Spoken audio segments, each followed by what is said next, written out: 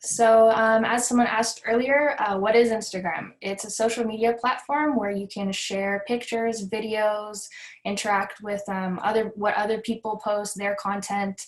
You can use it to share pictures of your family or different photographic interests of yours, like plants, sports, anything like that. You can follow different people who have similar interests to what you're looking into. So really it's just a worldwide gallery of different things. So I already covered this part. I should also mention though that it's very similar to Facebook. You can comment on people's posts. You can also send them a direct message. So you communicate with them on a one-to-one channel, but we'll get more into that later. So how do we actually use Instagram? There are two different ways. You can use it through the website, whether that's going to be on your computer or any internet browser that you actually have on your phone. But if you're using your phone, most of the time you'd want to use the actual Instagram app, which you can download from whatever app store you have, whether you have an iPhone or an Android smartphone, you would access it through the app. This is just because it makes everything more fit on your screen properly. Everything is expanded so you can see it a little bit better. So it's just customized for a phone. Whereas if you're going to be on the computer or your laptop, you would want to use the website. So I guess a lot of people don't have Instagram on here. If you haven't had experience with it, we're going to start off teaching you by how to actually create an account. By the end of this presentation, if you think that Instagram is an interesting free service that you would like to use, you'll have this presentation to refer back to. Lorianne, as she mentioned, is going to send you a link for this. So don't worry if it seems like you can't jot everything down. You'll have the presentation to look back on. So to actually start on Instagram, you have to go to their website or the App Store, as I mentioned, or Google Play to actually be able to access Instagram. Once you are on the site or the website, you would, if you just look on the right of your screen, you would see something that's similar to that. If you just look further down, it asks you don't have an account, and then in blue it says sign up. So you would click on sign up.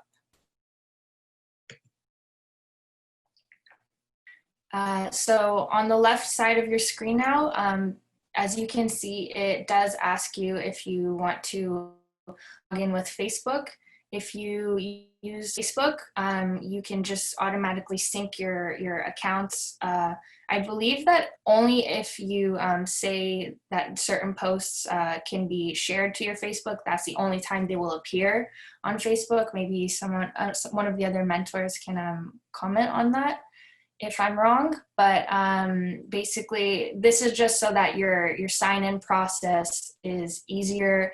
You just use the same information on your Facebook and your Instagram to actually log into the application.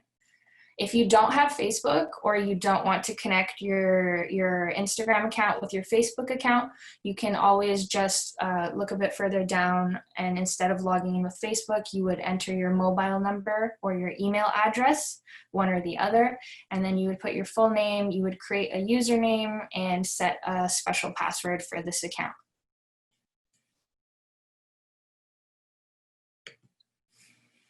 So once you've created an account, you're going to be taken to the home page, which looks a little bit like what's on the right. At the very top, you have the different what's called a timeline. We'll get to that later. If you look a little bit lower, there's a picture of a lady with the name Anna Kendrick. She is a celebrity. So this is just an example of a post, just so you know what's going on there. So this is the homepage is where you see what people who you follow or are your friends on Facebook, what they actually are posting. You would just scroll through and keep going down to the bottom, and you'll see more things that people are posting.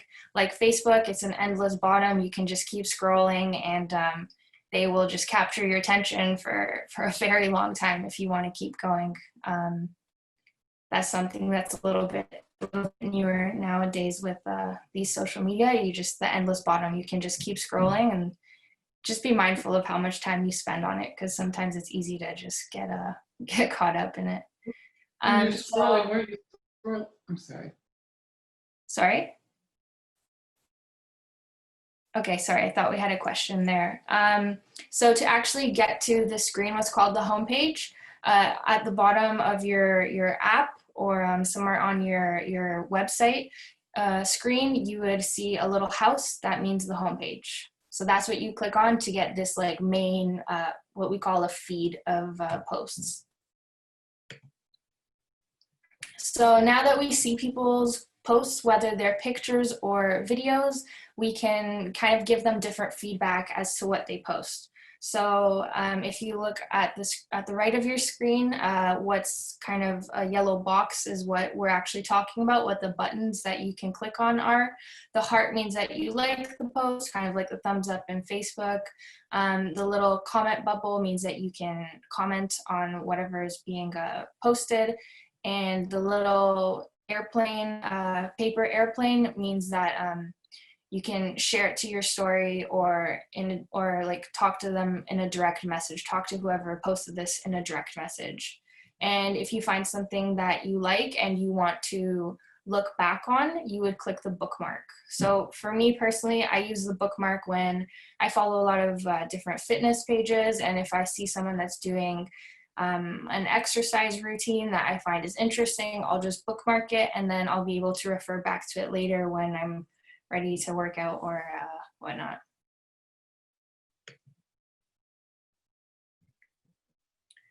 So there's more ways to interact with the post other than just the liking and the commenting. At the top of your screen, you'll see that there's 3 dots in a yellow box. So the 3 dots in basically almost any application or like social media service, the 3 dots means more options. So if you click that, they'll take you to kind of a list of other things that you can do with that post. So if we click the 3 dots, we can report the content if we find that it's inappropriate. We can copy the link to share to someone, or whatever we want to do with that link. Share to is just another way to share that post with other people.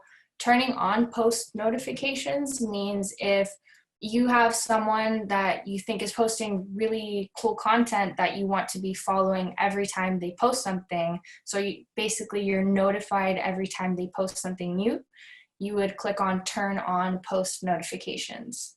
And then mute would just be that their stuff isn't really showing up anymore on your feed. And further down on this sample screen on the right, you can see that in the yellow box we have highlighted liked by and a bunch of different names. That's who has liked the post already. Again, further down, Youth for Positive Change is the person's name, and then what they've actually written as a caption for their post. In this case, they want to promote their interview, so they've just written a little bit of comments on that. And if you click the more button, it will obviously expand what they've written, because it's just condensed at the point where you're just looking at the posts in the beginning. So now that you've actually seen what other people post, you've created your account, you might want to start creating your own posts. So if you're, I should note that a lot of what you're seeing is taken from the mobile, like the pictures that we're sampling here. The screens are taken from the app setting. So that's what it would really look like if you're using your phone. So if you want to create your own post, you would again look at the bottom of your screen. You have the home button, the search button, which is a magnifying glass, and then that little plus the cross that we see in the very middle. So that means that you're going to be adding something to your page. You're creating a new post.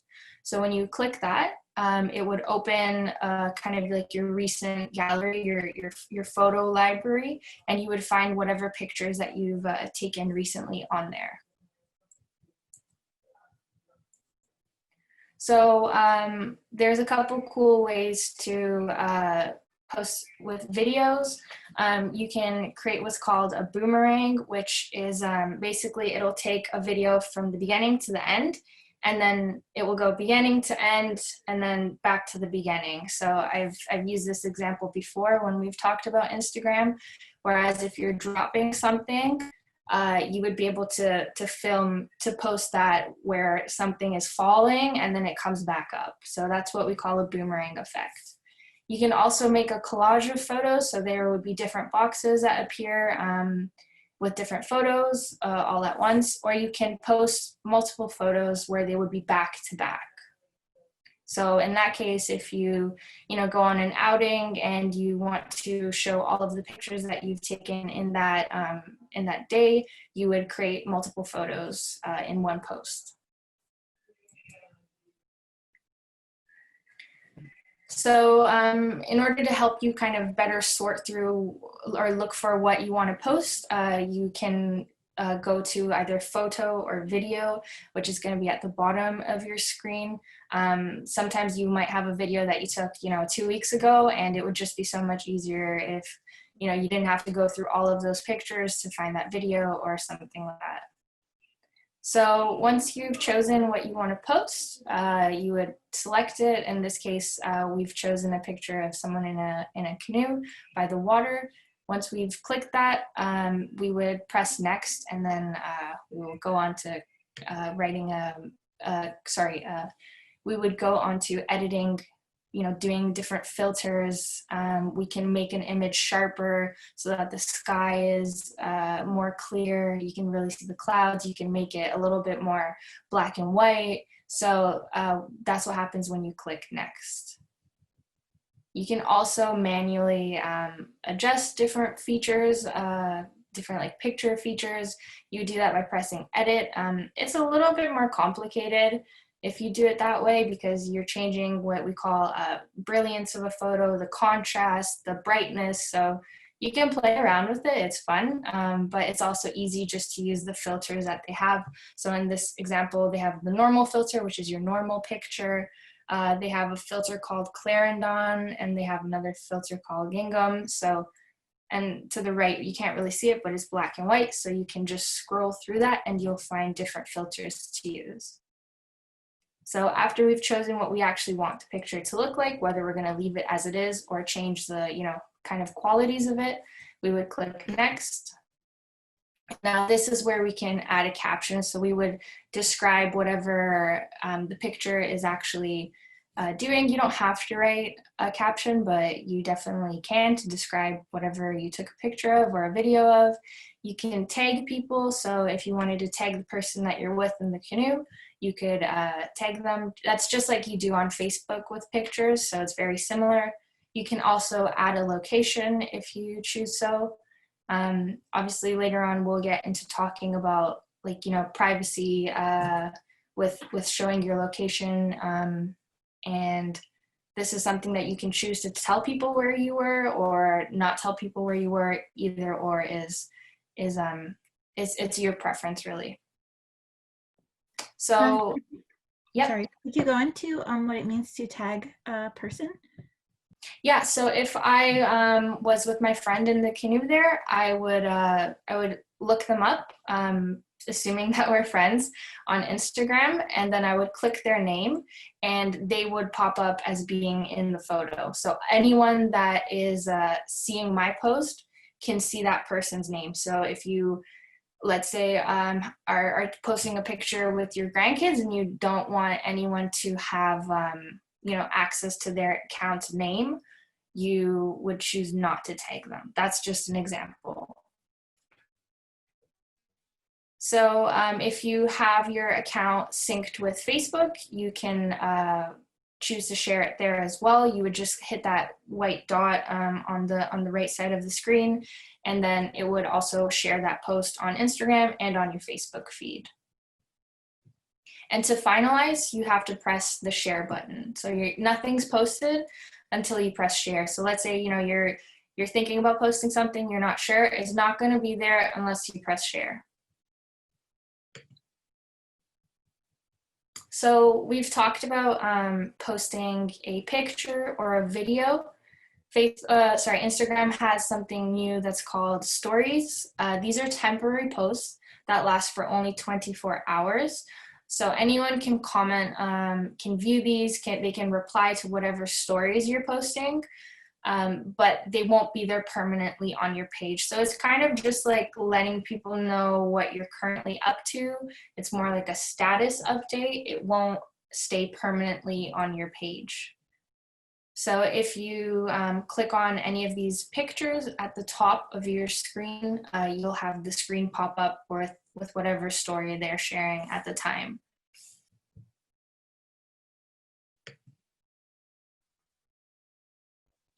So just like interacting with posts, you can interact with stories. They'll go through, if you can, I'm not sure if you can see, but at the top of our sample screen, there are these kind of little white bars. It's a little hard to tell on this white background, but so it will actually play through that picture. I think it's maybe 5 seconds per picture, or if you can post a video and it will go a bit longer. Basically, if you press your screen, if you're on a mobile device, it will jump to the next little section. If you click on the left of your screen, it would go back, because these things kind of go quickly. You press on the left of your screen, it will take you back. You press on the right, you'll skip and be able to quickly go through someone's story. And just like the post, you can send them a message, you can comment on whatever story they have. You can, and to exit this, you would just press the X that's at the top right of the screen. So we've covered how to create your own photo or video posts. Now we're gonna briefly go over how to create your own story. So to create your own story, you would click the camera at the top of your screen. Right here, it's shown on the bottom of our sample screen on the left side of the presentation. So it's a little camera button, and you would take a photo by pressing the white button when your camera appears, or you would take a video by holding down the white button. So as we said, this is how to post what you're currently doing. So if I'm out with my dogs hiking in the trails and I want to post something right now, I would just hit the camera and actually take a snapshot. For those of us who take a couple of pictures to get something, the angles that we want or whatnot, maybe you just create a post if you're worried about it not turning out the way you wanted to. But like I said, stories only last 24 hours and it won't be posted until you actually share it.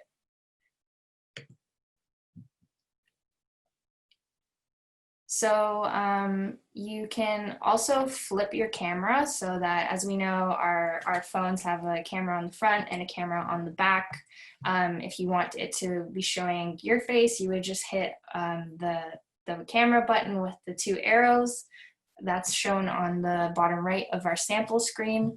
You can also play around with the filters, like we said earlier with the picture filters. With the story filters, you can add different like eyelash features or something like that. That's shown at the right of our sample screen.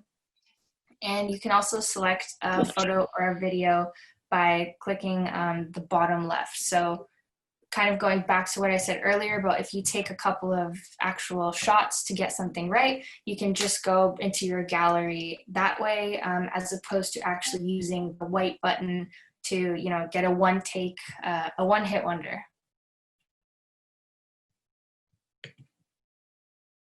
So now we're going to briefly go over how to send a direct message. The paper airplane means that you can comment, you can talk to someone one-to-one. No one else will see this except for you and that person, or you and that. I'm not sure you can message more than one person. Yes, you can. Okay, so you can message a group of people. So that's what the paper airplane means. And this symbol appears on your homepage. Just look for the paper airplane and click it, and it will take you to a new screen. So if we if we're getting started with Instagram and we want to actually find people that post things that we like, we would hit the magnifying button. If you look at the bottom left of our screen here, you can see it there. It's right beside the home button and the white cross, which means adding a post. So it will take you to another screen, which you see on our right side. And at the top, you would press the search box and just type in your friends' account names. So you would have to ask them for what their account name is. Or you can search different topics like nature photography, something like that. So to actually find someone, here we have the example of if we're going to try and follow cyber seniors, we would just type in their name and they appear as the first one here. So we would click them and then follow them. And as you can see, the follow button is under their little blurb of who they are, right beside message and email, and lower down, it's the gallery of what that person is actually sharing.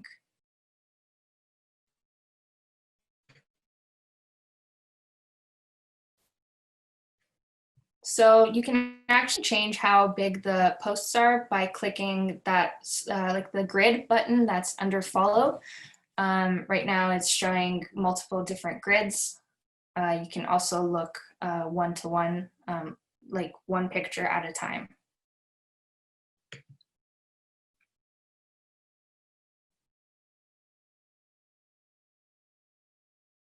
I'm just going to go back because I realized we didn't cover something.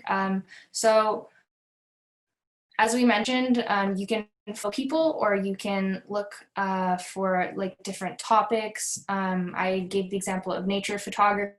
Instead of typing in cyber seniors in the search bar, I can type in nature photography and I can play around with the different, I guess, search filters or how it's searching. Right now it says for cyber seniors, it says top. So that just means you're getting the top hits for whatever you typed in. To the right of top, it says accounts. So if you want to specifically search for accounts with that name, you can click on that. If you want to, like for the example I use with nature photography, that would be considered a tag because it's kind of like a general reference that people would use to actually put their pictures out there. So if you were to take a picture and you can caption it, you can use the hashtag nature photography. That picture could appear, your picture could appear within a bunch of different searches that people would make for nature photography. So you can follow different tags as well as people, if that makes any sense. So just going back to where we left off, for our activity page, this is where you can see your activity and how your friends are kind of interacting with the stuff that you're posting. If they like your stuff, they're giving you comments and all of that. Right now, the yellow box is showing the cross, as that's where you would click, but if I'm not mistaken, it's actually the heart. That's where you can see everything that people have liked on the example on our right side. For this week, you can see who's commented on what you've actually liked as well, who started following you. So it's how people are interacting with your page and your posts and what you're doing on there as well.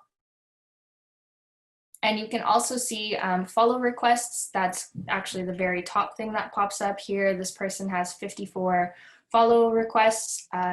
If you ask, this appears only if you actually make your account as private, which we're going to get into soon once we start talking about privacy settings. So this is where your profile page would be. And this is what your page looks like. You can edit your profile by clicking the little plus button to modify, your picture.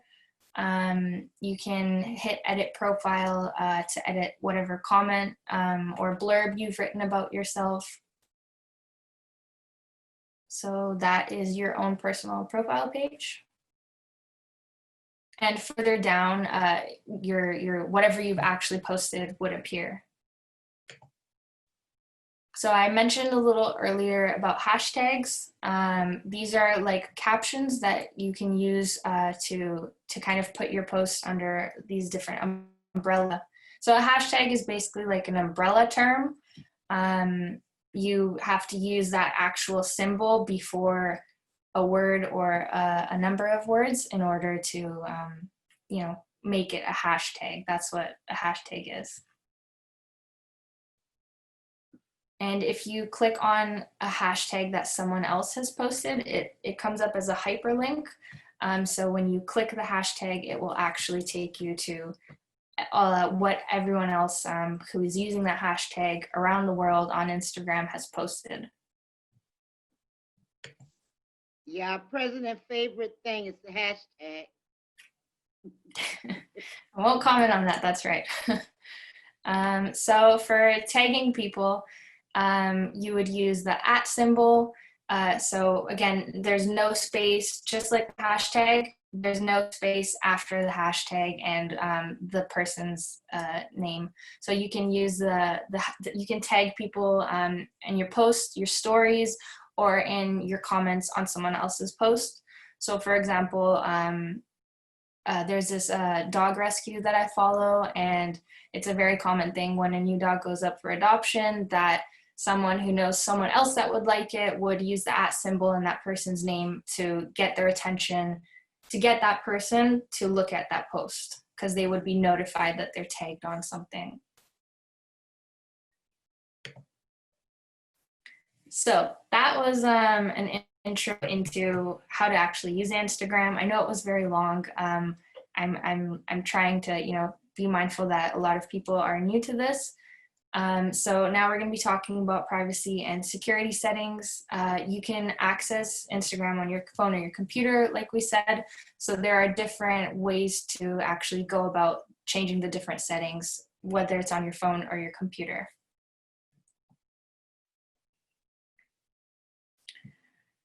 So the first step to making a safe Instagram account is to go into your settings where you can change all your privacy and security measures.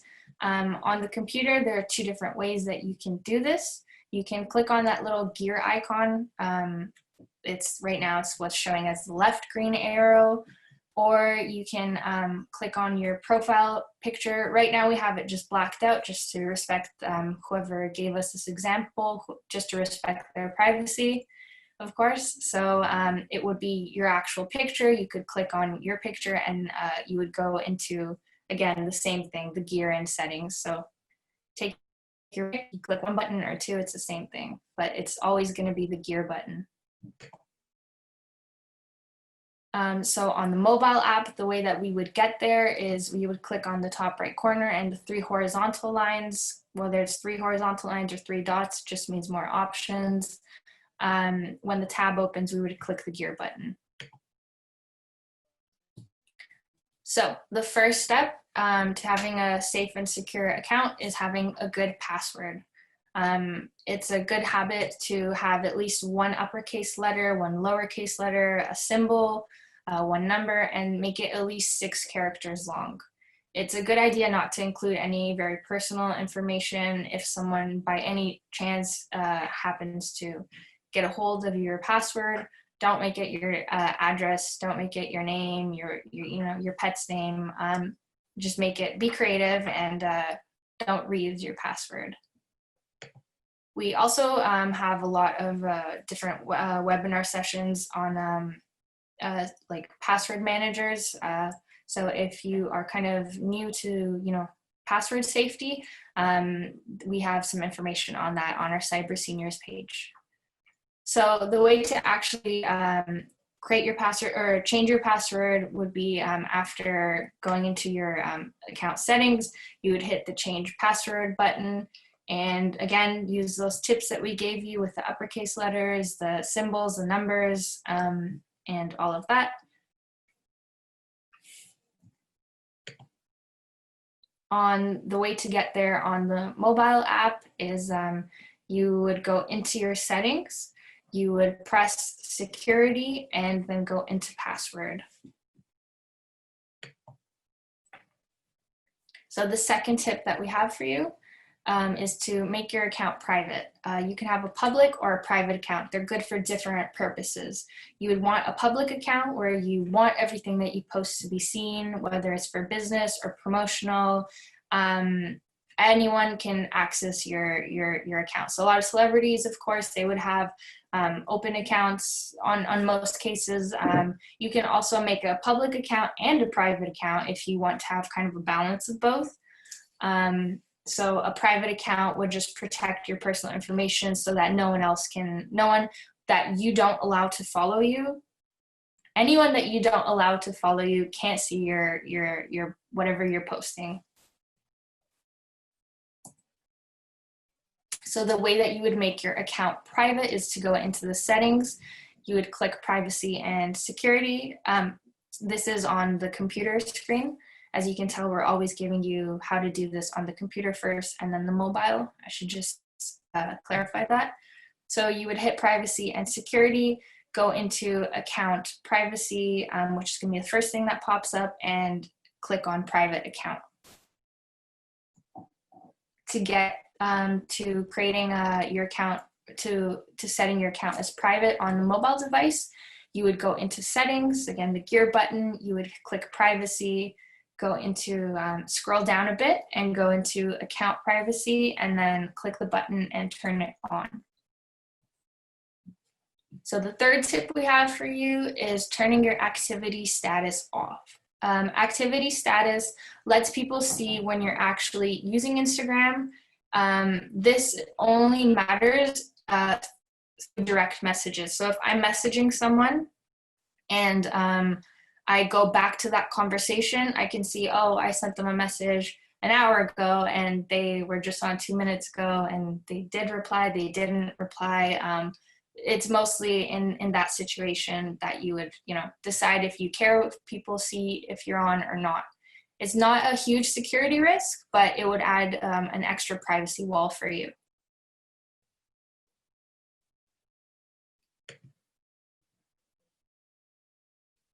To turn your activity status on and off when you're on a website device, a mobile browser, you would go into privacy and security, activity status, which is going to be the second option, and click show activity status. If it's on, if you click it, it means yes, show activity status. If there's no check mark beside it, it means don't show activity status. On the mobile device, again, you would go in settings, privacy, scroll down a little bit, and you would see activity status, and again, on or off, your choice.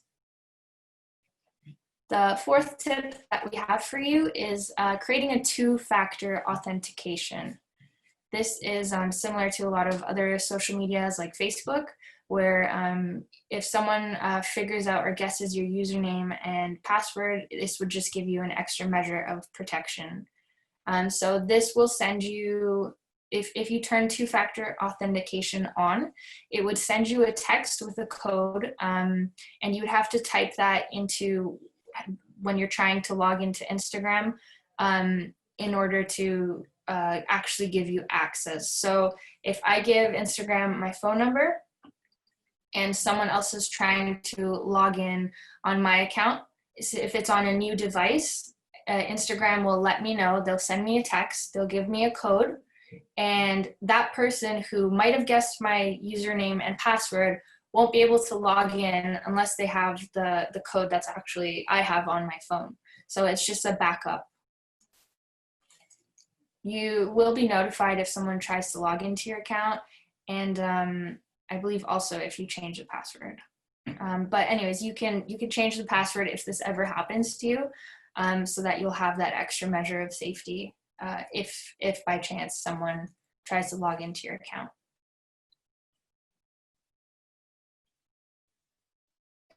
For the first time you're using a device, you're obviously going to need to put your password in for Instagram, but only you can choose to automatically log in on that device so that you won't have to keep putting your password in. But if it's on a new device, again, Instagram will ask you for the password.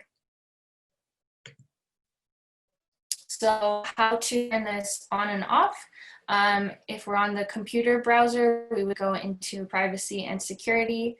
You would scroll down and find two-factor authentication, and you would click the blue button underneath it. Here you can add your phone number and confirm it by entering the code that Instagram will text you. So if you do turn this on, you give them your phone number and they'll send a code to your phone and you'll have to use it just to confirm that the phone number is correct. If you're on a mobile device, you would go into security, two-factor authentication, and hit get started.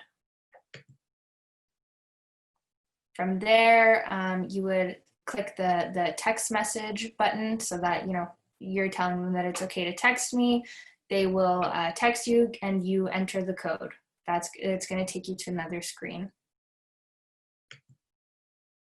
So that's all we have for the presentation on how to get into Instagram and how to make your account secure. We went through a couple of safety measures such as setting a good password, using the two-factor authentication, and 2 other examples.